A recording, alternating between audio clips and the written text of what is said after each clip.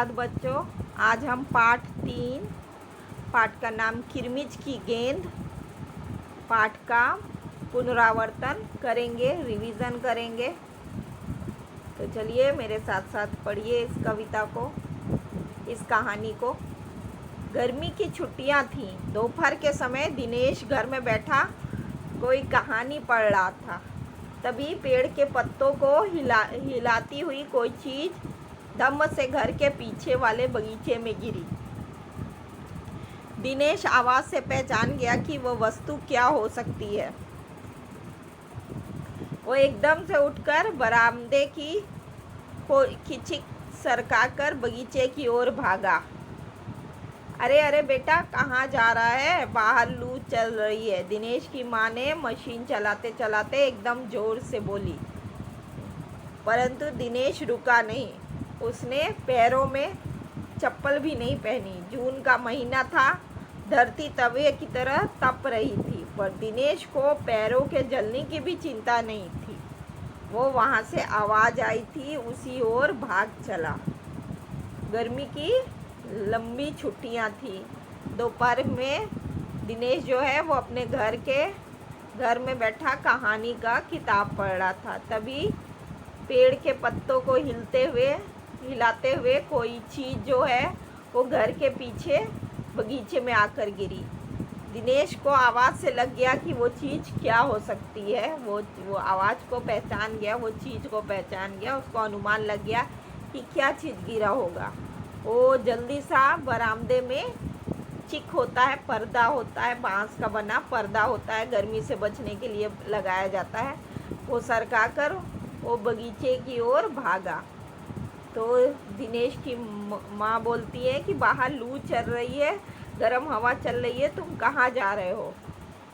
तो पर दिनेश माना नहीं। वो पैर में चप्पल भी नहीं पहना, जबकि जून का गर्मी का महीना था और जो ज़मीन थी वो तवे की तरह गर्म थी। पर दिनेश को अपने पैर की जलने की चिंता ही नहीं थी।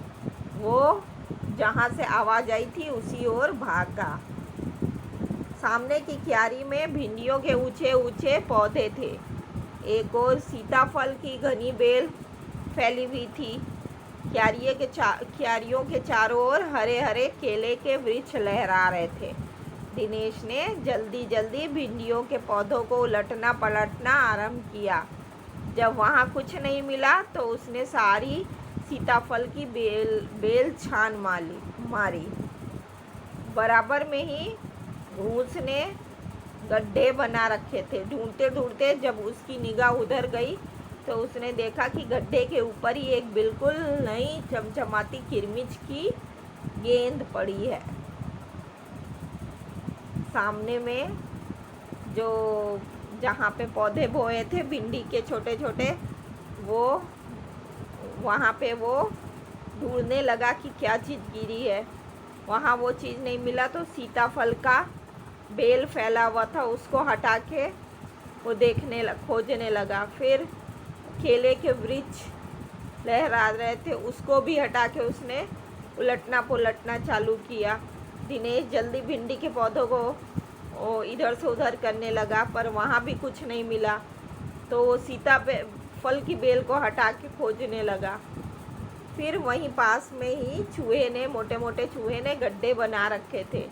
ढूंढते ढूंढते वो उधर गया और गड्ढे के ऊपर उसने देखा कि एक बिल्कुल नई चमचमाती किरमिज की वेलवेट जैसी गेंद पड़ी हुई है। दिनेश ने हाथ बढ़ाकर गेंद उठा ली। लगता था जैसे किसी ने उसे आज ही बाजार से खरीदा है। उसने उसे उलट पुलट कर देखा, परंतु कुछ भी समझ में नहीं आया।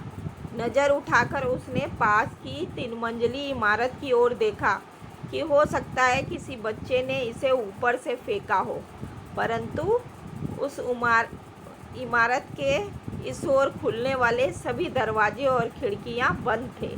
छत की मुंडेर से लेकर नीचे तक तेज़ धूप चिलचिला रही थी। फिर कौन खरीद सकता है नई गेंद? दिनेश ने सुधीर, अनिल, अरविंद, आनंद, दीपक सभी के नाम मन में दोहराए। यदि गेंद खरीदी भी है तो इस दोपहरी में इसे नीचे कौन फेंकेगा? दिनेश ने देखा कि एक नई चमचमाती किरमिच की गेंद पड़ी हुई है। दिनेश ने हाथ बढ़ाकर उस गेंद को ले लिया। फिर लगता था वो गेंद इतनी नई थी, जैसे लग रहा था कि आज ही तुरंत ही किसी ने बाजार से खरीदा है। वो गेंद को उलटने पलटने लगा, पर उसको समझ में नहीं आया कि गेंद आया कहाँ से है।